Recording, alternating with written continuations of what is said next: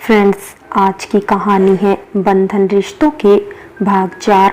पिछले भाग में आपने पढ़ा विशाल को कुसुम की चिंता हो रही थी तो कुसुम बोली, आप मेरी चिंता मत करिए, यहाँ सब है मेरे पास में, और अगर तबीयत खराब हो जाएगी तो घर से कोई ना कोई आपको फ़ोन कर देगा। बस आप अपना ख्याल रखिएगा और टाइम पर खाना खा लीजिएगा। विशाल ने कहा ठीक है और वो ऑफिस के लिए चला गया। कुछ दिन इसी तरह चलता रहा। अब आगे कुछ दिनों बाद निशा ने विशाल को फ़ोन किया।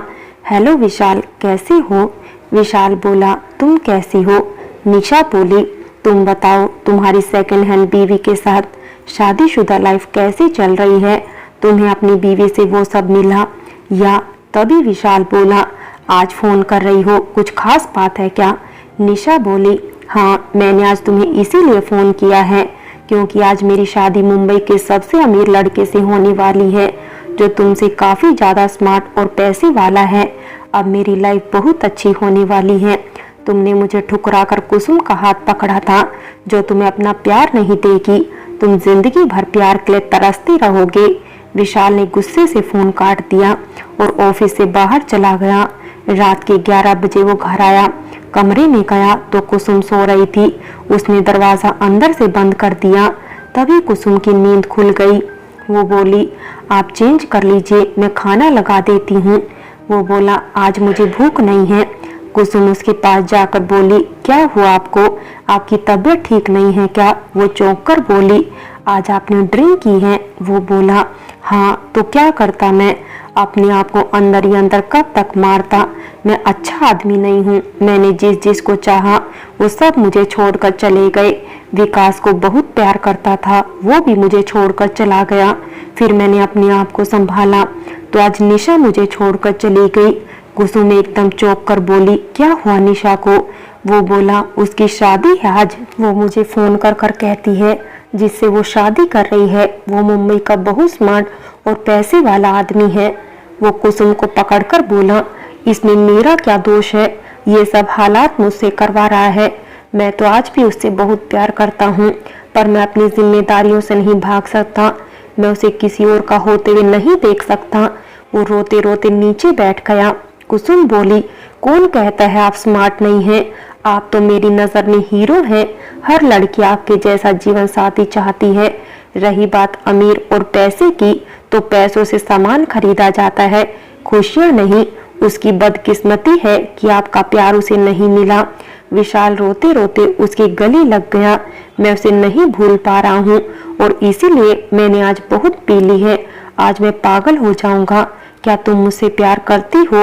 वो कुसुम की तरफ बहुत दर्द भरी निगाहों से देखने लगा। कुसुम बोली, ये कैसा सवाल है? वो उठकर वहां से जाने लगी तो विशाल ने उसका हाथ पकड़ लिया। प्लीज बताओ ना, क्या तुम मुझे पसंद करती हो? कुसुम अपना हाथ छुड़ाकर जाने लगी। विशाल ने उसे अपनी बाहों में भरते हुए कहा, बोलो ना एक बार। कुसुम बोली, आप अभी होश में नहीं हैं, कल बात करते हैं। मैं दूसरे कमरे में जा रही हूँ, आप भी सो जाइए। वो दरवाजा खोलने लगती है कि विशाल उसे जाकर लिपट जाता है। प्लीज आज मुझे छोड़कर मत जाओ, आज की रात मुझे तुम्हारी जरूरत है। कुसुम बोली, आज आप अपने होश में नहीं हैं। विशाल उसे गले लगा लेता है। वो बोला, आज मैं बहकने लगा हूँ, क्या तुम पर मेरा कोई हक है? बोलो ना, क्या ये हक है? कुसुम धीरे से बोली, आपका मुझ पर पूरा हक है। इतना कहने के बाद विशाल उसे पागलों की तरह चूमने लगा और लाइट बंद कर कुसुम को बेड पर लेटा दिया और खुद भी लेट गया। और जब विशाल सुबह उठा तो उसका सर भारी लग रहा था। उसे अचानक रात की बात याद आ गई। वो बोला, ये क्या हो गया मुझसे? वो मेरे बारे में क्या सोच रही होगी? मैं उसके सामने कैसे जाऊंगा? ये मैंने क्या कर दिया? कहीं बच्चे को कोई नुकसान तो नहीं हुआ ना? मुझे अपनी हद में रहना चाहिए था। वो तैयार होकर ऑफिस चला गया। जब वंशिका ने फोन किया तो बोला, आज ऑफिस में बहुत काम है। वंशिका, माँ को बता देना, हो सकता है कि मैं रात को भी घर ना आ सकूं, ओवर टाइम काम करना होगा। कुसुम समझ गई कि वो घर क्यों नहीं आना चाहते हैं। वो दिन भर रात वाली बात सोचती रही। उधर विशाल भी दिन भर अपनी गलतियों के बारे में सोचता रहा। इसी तरह रात बीत गई। सुबह वंशिका ने फिर फोन किया, भाई आप कब आओगे? विशाल बोला, अभी कुछ नहीं कह सकता। वंशिका बोली, ये भाई को क्या हुआ है? अब रात के 10 बज रहे थे। तब कुसुम ने वंशिका से कहा, तुम अपने भाई को फोन करो और कहो कि भाभी की तबीयत अचानक खराब हो गई है। वंशिका बोली, पर क्यों भाभी? वह बोली, मैं बाद में बताऊंगी। वंशिका ने वैसा ही किया। विशाल दौड़कर घर में आ गया। घर में चारों तरफ शांति थी। वो अपने कमरे में भागकर गया। कुसुम बेड पर लेटी थी। वो कुसुम के पास जाकर बोला, तुम ठीक तो हो ना? क्या हुआ तुम्हें? मैं डॉक्टर को बुलाता हूँ। और घर के बाकी लोग कहाँ हैं? और तुम यहाँ अकेली क्यों हो? कुसुम बेड से उठी और दरवाजा अंदर से बंद कर दिया। विशाल बोला, ये क्या कर रही हो? तो तुम्हारी तबीयत खराब नहीं है, ये सब झूठ था। वंशिका कहाँ है? कुसुम बोली, अगर अब आपके सवाल बंद नहीं हुए तो मुझे भी आपको चुप करवाने के लिए वही करना होगा जो आपने उस दिन किया था। मंजूर है तो बोलिए। सबसे पहले आप मुझे ये बताइए, कल से आप घर क्यों नहीं आए हैं? वो नजरें चुराते हुए बोला, मुझे ऑफिस में बहुत काम है, मैं जा रहा हूँ। कुसुम उसका रास्ता रोकते हुए बोली, आप कहीं नहीं जाएंगे। वो कुसुम को बोला, तो तुम मुझे रोकोगी? वो बोली, हाँ, इतना तो अधिकार है मेरा। विशाल उसकी तरफ देखते हुए बोला, मुझे माफ कर दो, मैं बहक गया था नशे में। अपने प्यार को खो देने के गम में मैंने तुम्हारे साथ गलत कर दिया। मैं तुमसे नजरें नहीं मिला पा रहा हूँ। मैं तुम्हारा रक्षक ही भक्षक बन गया। उसने रोते हुए हाथ जोड़ दिए। कुसुम बोली, आप यहाँ बैठिए। वो बेड की तरफ इशारा करते हुए बोली, आपने कुछ गलत नहीं किया है, आपका मुझ पर पूरा अधिकार है। वो बोला, नहीं कुसुम, जैसी तुम्हारी स्थिति है मुझे अपने आप पर काबू रखना चाहिए था। जानती हो, मुझे लग रहा था कहीं बच्चे को कोई नुकसान तो नहीं होगा ना। मैंने तुम्हारे साथ बहुत गलत किया है। मैंने जो जख्म तुम्हें दिए हैं वो कभी नहीं भरेगा। कुसुम बोली, आपको याद है एक दिन मैंने कहा था, अगर कभी भी आपको मेरी मदद की जरूरत पड़े तो जरूर बोलिएगा। उस रात आपको एक साथी की जरूरत थी और मैं सामने थी। अब बहुत हुआ, सब भूल जाइए, मैं आपके लिए खाना लाती हूँ। विशाल बोला, सॉरी, क्या तुमने मुझे माफ कर दिया? तुम ठीक हो? वो मुस्कुराकर हाँ बोली और कमरे से बाहर चली गई। किचन में जाकर वो रोने लगी। मेरे पास कोई और उपाय नहीं था आपको इस गिल्ट से बाहर निकालने का। इस घर का एक बेटा तो चला गया, मैं दूसरे को नहीं जाने दे सकती, लेकिन जो जख्म आपने मेरे दिल में दिया है वो मैं कभी नहीं भूल पाऊंगी। पर अभी आपकी जरूरत इस परिवार को है और मैं इसके लिए कुछ भी कर सकती हूँ। वो अपने आंसू पोंछकर विशाल के लिए खाना लेकर रूम में आती है। विशाल सोफे पर ही सो गया था। कुसुम उसके बालों को सहलाते हुए बोली, खाना खा लीजिए। वो नींद में ही उठा और खाना खाकर फिर से सो गया। सुबह होने पर विशाल जब नीचे आया तो माँ बोली, तू कब आया? वो बोला, रात में ही आया था, आप सो रही थी। वो बोला, एक कप चाय मिलेगी? वंशिका बोली, हाँ भाई, चाय क्या, कॉफी भी मिलेगी। वो रामू को बोली, रामू भाई, चाय बनाई जाए। विशाल बोला, वंशिका, आज डॉक्टर आएगी तुम्हारी भाभी के रेगुलर चेकअप के लिए, जाकर उसे बोल दो। वंशिका बोली, क्यों भाई, आपकी उनसे लड़ाई हुई है क्या? वह बोला, क्यों, मेरी लड़ाई क्यों होगी? तभी थोड़ी देर में डॉक्टर भी आ गई। कुसुम को देखकर बोली, कैसी हो कुसुम? तो कुसुम बोली, अच्छी हूँ। डॉक्टर बोली, अब तो बच्चा मूव कर रहा होगा ना? जी हाँ डॉक्टर, दवा खाते रहना और ज्यादा से ज्यादा आराम करना। अच्छा ठीक है, मैं चलती हूँ। डॉक्टर के जाने के बाद वंशिका कुसुम के पास आई और बोली, भाभी, मैं एक बार छू कर देखूं कि वो कैसे मूव कर रहा है। कुसुम मुस्कुराते हुए बोली, हाँ, वो उसके पेट पर हाथ रखकर तो कभी कान रखकर महसूस कर रही थी। विशाल के मन में भी यही चाहत थी, पर वो बोल नहीं पाया। वह वंशिका को खुश होते देखता रहा। रात में खाना खाने के बाद विशाल को सोच रहा था तो कुसुम बोली, आप सो जाइए। वो कुसुम की तरफ देखते हुए बोला, अगर तुम्हें बुरा नहीं लगे तो बच्चे की आहट मैं भी महसूस करना चाहता हूँ। क्या मैं? कुसुम ने विशाल का हाथ अपने पेट पर रख दिया। उसके चेहरे पर एक अलग ही खुशी झलक रही थी।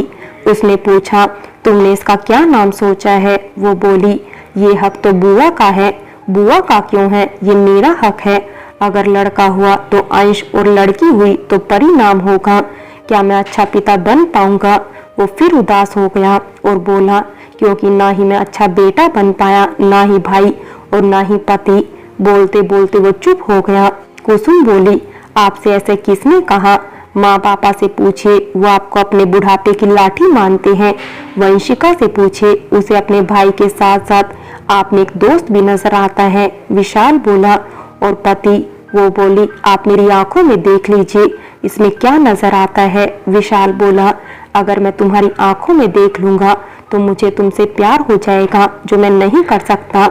वो बोली, अब आप सो जाइए, मैं एक बात बोलना चाह रही थी। क्या? बोलो, विशाल ने कहा। कुसुम बोली, आप गुस्सा तो नहीं करेंगे ना? नहीं, पहले बोलो तो सही। कुसुम बोली, वंशिका एक लड़के से प्यार करती है। विशाल हड़बड़ाकर उठकर बैठ गया। कौन है वो? वह बोली, पहले आप मेरी पूरी बात तो सुन लीजिए। लड़का डॉक्टर है, उसका नाम हैप्पी है, दोनों शादी करना चाहते हैं। मैं उस लड़के से कई बार मिल चुकी हूँ। उसके परिवार में माँ पापा हैं, अच्छा पढ़ा लिखा परिवार है। वो लोग हमारे घर आना चाहते हैं रिश्ते की बात करने के लिए। क्या मैं कल उन्हें बुला लूं? आप कल शाम में जल्दी आ जाइएगा। विशाल बोला, ठीक है तो बुला लो, अब सो जाओ, काफी रात हो गई है। दूसरे दिन घर में तैयारी चल रही थी। शाम 7 बजे हैप्पी अपने माता पिता के साथ घर आ रहा था। उससे पहले ही विशाल घर आ गया। वो बहुत गुस्से में था। आते ही उसने जूता कहीं फेंक दिया, टाई कहीं फेंक दी। कुसुम जल्दी से कॉफी लेकर कमरे में गई। वो बोली, क्या हुआ आपको? किसी ने कुछ कहा क्या आपसे?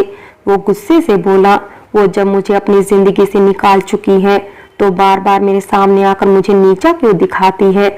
उसने मुझे आज कहा कि तुम मेरी सेकंड हैंड गाड़ी ले लो, बस कुछ दिन यूज किया हुआ है, उसी से ऑफिस आना जाना। बस में बहुत भीड़ होती है और काम पर सही समय पर पहुंचना जरूरी है। विशाल पागलों की तरह रूम में टहलने लगा। कुसुम बोली, आप मेरे पास बैठिए, पहले ये कॉफी पीजिए, फिर मुझे सही सही बात बताइए कि क्या हुआ। विशाल बोला, मैं जिस कंपनी में काम करता हूँ उसी के बेटे से निशा की शादी हुई है। आज वो ऑफिस आई थी और मुझे जलाने के लिए वो बार बार अपने पति की तारीफ कर रही थी। कुसुम जोर से हंस पड़ी। विशाल उसको हंसता हुआ देख बोला, तुम्हें क्यों हंसी आ रही है? वो बोली, सॉरी पर क्या करूं, आपकी बात हंसने वाली ही है। वो मुझे जला रही थी। क्या आप लड़की हैं जो आपको जलन होगी? वो गुस्से से उठ गया। छोड़ो, तुमसे तो बात ही करना बेकार है। वो बोली, अच्छा सॉरी, देखिए अगर किसी का अपना एक नजरिया होता है, आप उसे अपने बॉस की बीवी के नजरिए से देखिए, आपको खराब नहीं लगेगा। विशाल बोला, कहना आसान है पर अपने ही प्यार को किसी और की बाहों में खुश देखकर तकलीफ होती है। वो बोली, जानती हूँ मैं, पर कुछ बातों पर हमारा बस नहीं चलता, उसे समय पर छोड़ देना चाहिए। छोड़िए इन सब बातों को, मैं आपके लिए कपड़े निकाल देती हूँ, आप जल्दी से तैयार होकर नीचे आ जाइए। विशाल धीरे से बोला, मेरा मन नहीं है। तो कुसुम बोली, ऐसा नहीं बोलते, जाइए जल्दी तैयार होकर नीचे आइए, वो लोग अभी आ ही रहे होंगे। थोड़ी देर में सभी लोग आ गए। सबसे बात करके बहुत अच्छा लगा। उनका परिवार बहुत मिलनसार था। उन्होंने 2 दिन बाद एंगेजमेंट तय कर दी और 15 दिनों में शादी। डिनर के बाद वो लोग घर चले गए। कुसुम को बहुत थकान लग रही थी। वो बार बार सोफे पर बैठे जा रही थी। रामू बोला, भाभी जी आप जाकर थोड़ा आराम कर लीजिए, मैं सब संभाल लूंगा। कुसुम अपने कमरे में चली गई। विशाल वहीं लैपटॉप पर काम कर रहा था। उसने जब कुसुम को देखा तो वो पूरी तरह थकी हुई थी। उसने पूछा, क्या हुआ? कुसुम बोली, बहुत ज्यादा वीकनेस हो रही है, अभी से ये हाल है, अभी तो एंगेजमेंट और शादी बाकी है। विशाल ने उसे बेड पर लेटा दिया और उसके माथे को हल्का हल्का सहलाने लगा। थोड़ी देर में वो विशाल की बाहों में ही सो गई और वो भी उसे देखते देखते सो गया। सुबह जब कुसुम की आंखें खुली तो उसने अपने आप को विशाल की बाहों में देखा। वो उठने की कोशिश कर रही थी, तभी विशाल जग गया और उसने कहा, रुको, पहले मैं उठता हूँ तब तुम उठना। कुसुम बोली, लगता है रात में मैं ज्यादा थक गई थी। विशाल बोला, हाँ, तुम इतना काम क्यों करती हो? डॉक्टर ने तुम्हें आराम करने को कहा है। तभी कमरे के अंदर वंशिका आती है। सॉरी, मैंने कुछ नहीं देखा, वो बोलते हुए अपनी आंखें दोनों हाथों से ढक लेती है। विशाल जल्दी से उठकर खड़ा हो गया। वंशिका बोली, सॉरी भाभी, मैंने सोचा आप उठ गई होंगी, क्या हुआ? आपकी तबीयत ठीक नहीं है क्या? कुसुम बोली, नहीं, मैं ठीक हूँ, आज आंख नहीं खुली, मैं थोड़ी देर में तैयार होकर नीचे आती हूँ। विशाल बोला, छोड़ दो, थोड़ी देर और आराम कर लो। वह बोली, नहीं नहीं, मैं कोई बीमार थोड़ी ना हूँ।